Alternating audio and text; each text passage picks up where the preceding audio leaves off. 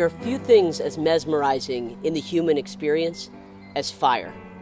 When God represented himself symbolically in the Old Testament, he used fire.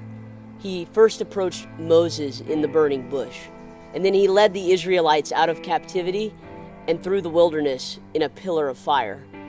When he instructed them to build the tabernacle, he told them that the fire on the altar should never go out because it was symbolic of God hearing their prayers.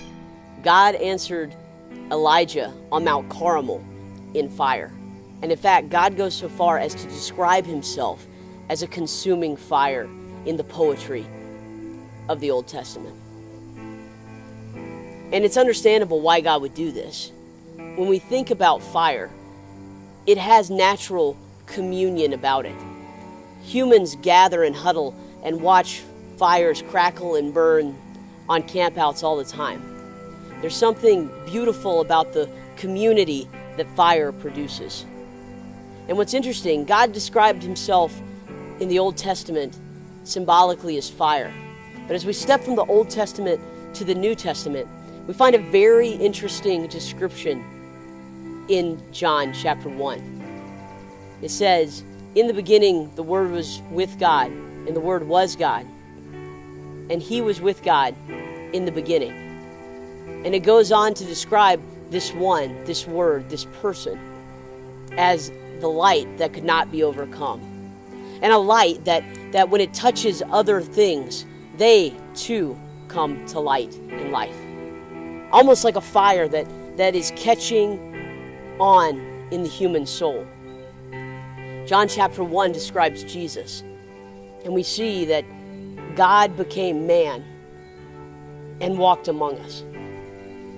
This is the very heart of communion, that God would be willing to step out of heaven, step out of eternity, and step into our time and our space to be close to us, to lead us, to teach us. See, this is the beauty that we are reminded of in fire, that God desires his presence be with his people.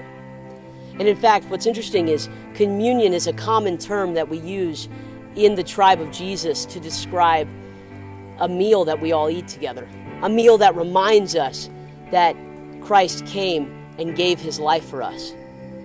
It's called communion. And the bread represents his body, his physical body, that he came and dwelled with us, but also it was broken upon the cross for our evil and for our selfishness.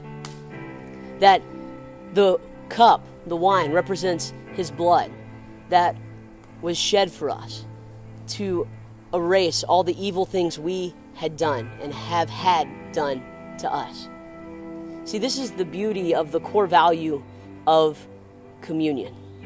God desires to be close to you and me.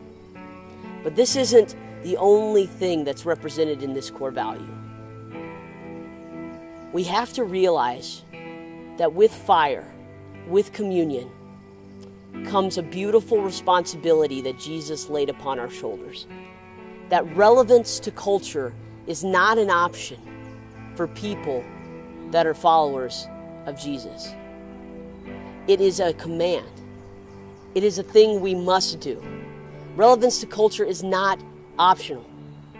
God came and dwelled among his people.